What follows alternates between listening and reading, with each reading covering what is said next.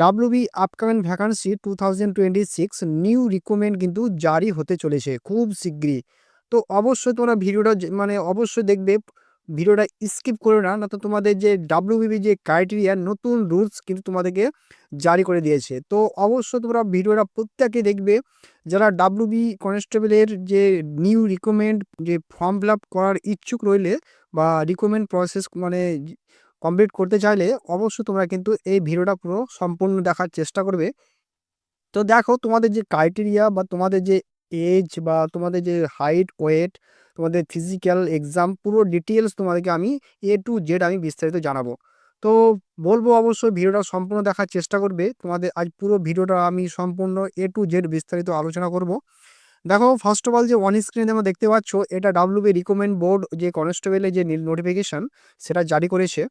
তো সেক্ষেত্রে দেখো এখানে যে ওয়েস্ট বেঙ্গল পুলিশের তরফ থেকে একটা নোটিশ কিন্তু এই যে তোমাদের এখানে দেখতে পাচ্ছ, এই যে নোটিশটা, এই নোটিশটা তোমাদের কিন্তু এক্সাম নিউ ভ্যাকান্সি আসার আগে কিন্তু নোটিশটা জারি করে।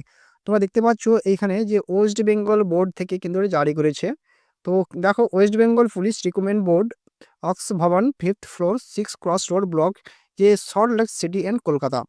তো এই যে তোমাদের যে ইনফরমেশন অ্যাপ্লিকেশন যে তোমাদের রিক্রুটমেন্ট যে 2024 যে তোমাদের সিলেক্ট কন্টিনিউ চলছে যেটা কন্টিনিউ চলছে সেটা কিন্তু নোটিশ।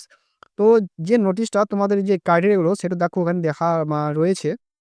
তো নেম অফ পোস্ট এখানে রয়েছে তোমাদের ওয়েস্ট বেঙ্গল পুলিশ, দেখতে পাচ্ছ West Bengal police and pay scale us per exceeding rules. তারপরে দেখতে পাচ্ছ এখানে কি বলা রয়েছে, তোমাদের যে ক্যাটাগরি আর তোমাদের যে একটা মেল এবং ফিমেল তোমাদের এখানে ভ্যাকান্সি উল্লেখ করা রয়েছে। তো একটু উঠিয়ে নেব, উঠিয়ে নেওয়ার পর দেখো তোমাদের এবার যে তোমাদের ভ্যাকান্সি রয়েছিল, তোমরা এই নোটিশটা কিন্তু দেখে নিও, ঠিক আছে, যে এই কন্টিনিউ চলছে তার ভ্যাকান্সি এখানে পুরো লিস্ট রয়েছে।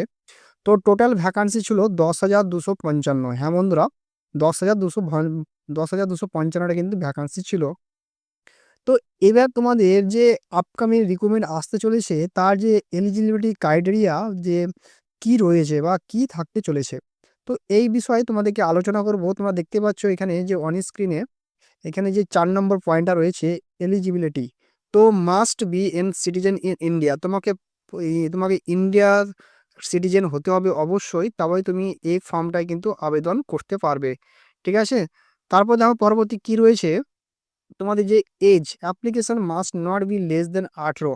দেখো তোমাদের এখানে দেখতে পাচ্ছেন 18 years old must not be more than 30।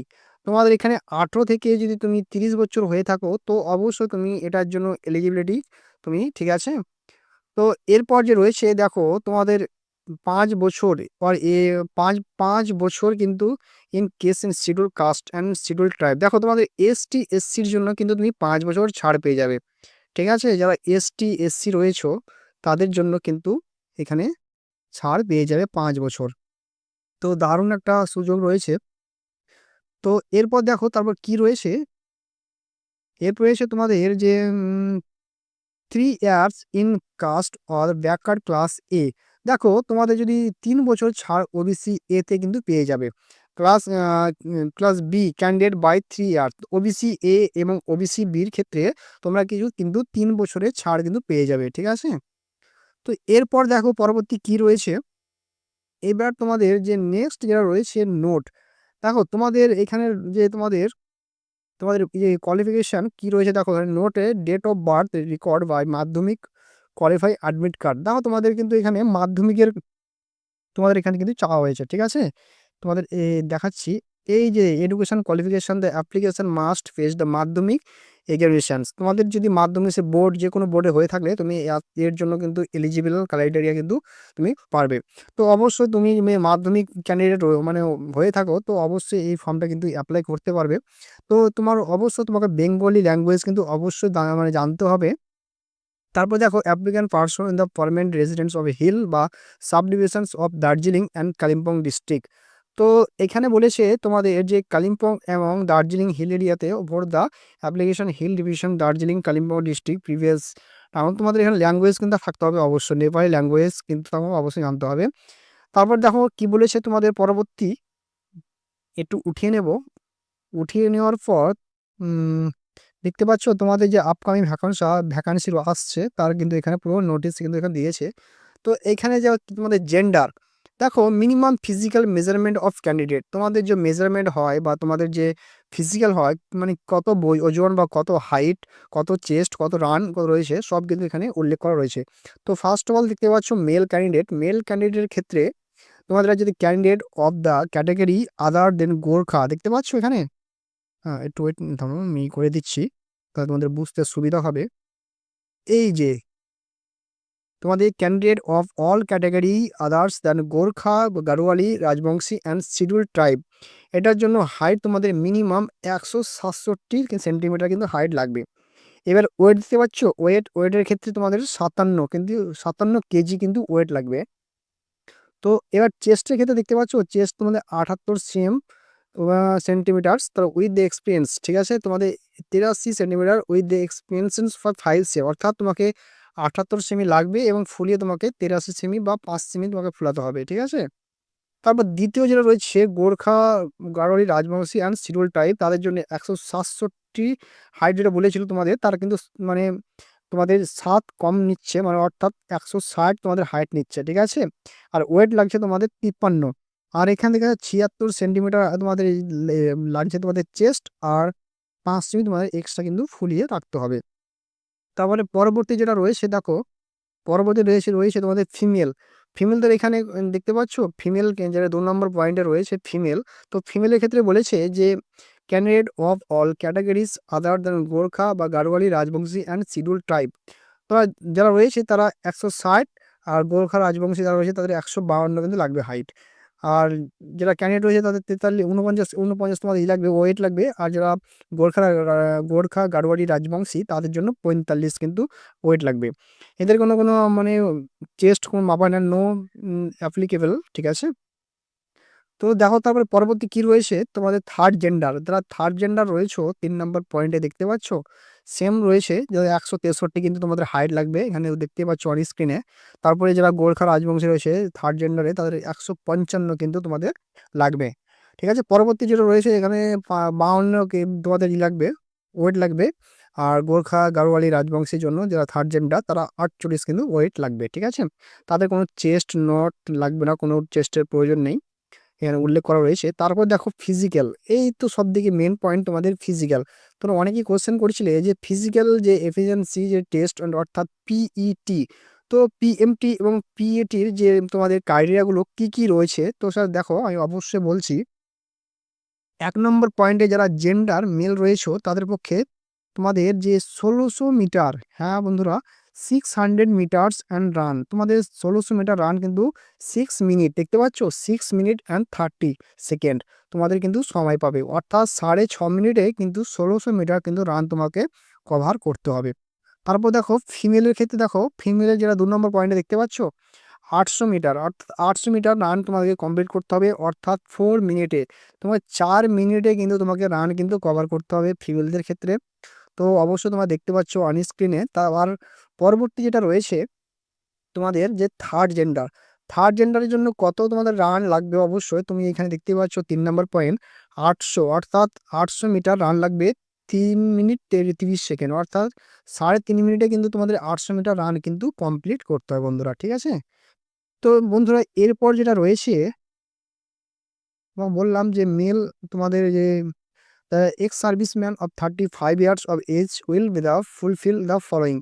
তো বন্ধুরা এখানে যারা এক্স সার্ভিসম্যান যে রয়েছে, যারা এক্স সার্ভিসম্যানের জন্য কিন্তু এখানে অপরচুনিটি বা যারা মানে ছাড় দিয়েছে, তারা মেল যারা রয়েছে তারা কিন্তু 800, মানে মেলের কথা বলছি, এক্স সার্ভিসম্যানের ক্ষেত্রে 800, মানে 800 মিটার তোমাদেরকে 3.5 মিনিটে কিন্তু তোমাকে টাইমিং পাবে কভার করার জন্য, ঠিক আছে। আর ফিমেলদের ক্ষেত্রে বা থার্ড জেন্ডারের ক্ষেত্রে 800 মিটার রান রয়েছে 4.5 মিনিটে, ঠিক আছে। এই ছিল তোমাদের পিএমটি এবং পিএটি। এরপর যেটা নেক্সট যেটা রয়েছে তোমাদের পরবর্তী, সেটা হচ্ছে রিটেন এক্সাম। দেখো এখন যে নিউ রুলস করে দিয়েছে, আগে তোমাদের পিলি হতো যে এটা তোমাদের 100 মার্কেটের 100 মার্ক, ঠিক আছে, সেটা কিন্তু উঠিয়ে দিয়েছে, ঠিক আছে। এখন তোমাদের শুধু 85 মার্কে তোমার কিন্তু এক্সামটা হবে, অনলি তোমাদের 85 মার্কে ওই এক্সামটা হবে। সেক্ষেত্রে তোমাকে কিন্তু প্রিপারেশন ভালোভাবে মানে তোমাকে করতে হবে। তবে এখানে দেখতে পাচ্ছ 85 নম্বরে কিন্তু মার্ক তোমার দিয়েছে, ঠিক আছে, এক্সামের জন্য। আর তোমাদের ১ ঘন্টা কিন্তু টাইম পাবে, ঠিক আছে? ১ ঘন্টা টাইম পাবে, কিন্তু ওএমআর বেসে এক্সাম হবে, অনলাইন এক্সাম নয়। অনলি ওএমআর, ঠিক আছে? ওএমআরে তোমাদের কিন্তু এক্সামটা হবে। তো নেক্সট যেটা রয়েছে, তারপর দেখো কি রয়েছে।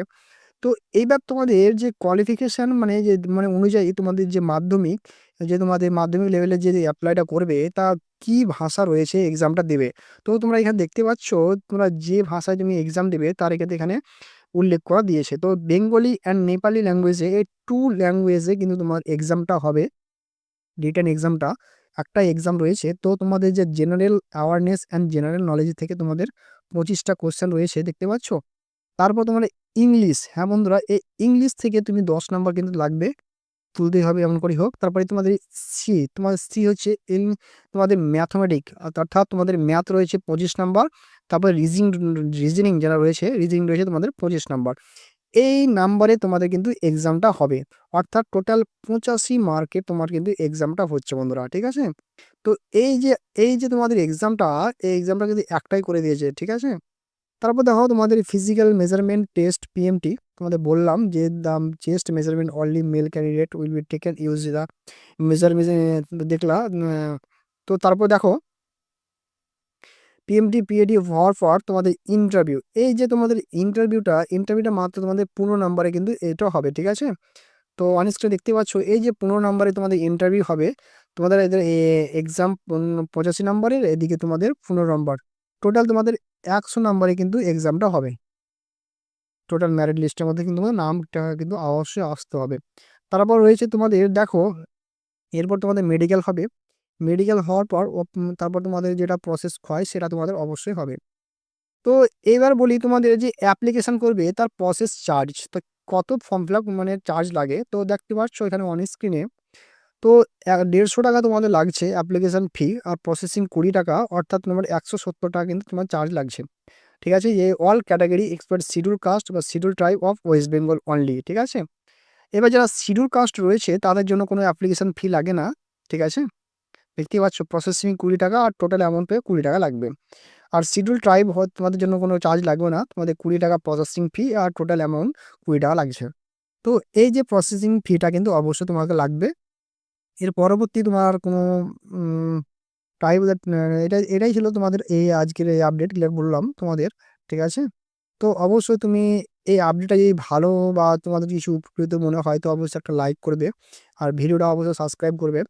আর বন্ধুরা, যারা নিউ রিকমেন্ডের জন্য ওয়েট করছো, তোমাদের রিকমেন্ড খুব শীঘ্রই আসছে, কর্মসংস্থানের পেপারের মাধ্যমে উঠে এসেছে এই আপডেটটা। তোমাদের আপডেটটা আমি অবশ্যই বলবো, ঠিক আছে? তোমাদের এই ফেব্রুয়ারি লাস্ট উইক না তো মার্চের প্রথম দিকে তোমাদের এই রিকমেন্ডটা কিন্তু তুমি নোটিফিকেশান পেয়ে যাবে, ঠিক আছে? তো অবশ্যই তুমি এই চ্যানেলটাকে ফলো করতে পারো, যখনই নোটিফিকেশান আসবে আমি সঙ্গে সঙ্গে তোমাদেরকে প্রোভাইড করে দেবো বন্ধুরা। তো অবশ্যই চ্যানেলটিকে সাবস্ক্রাইব করে পাশে থাকা বেল আইকনটি প্রেস করে রাখবে নিত্য নতুন আপডেট পাওয়ার জন্য। তো এই ছিল আজকের আপডেট। ভালো থেকো, সুস্থ থেকো। জয় হিন্দ, জয় ভারত।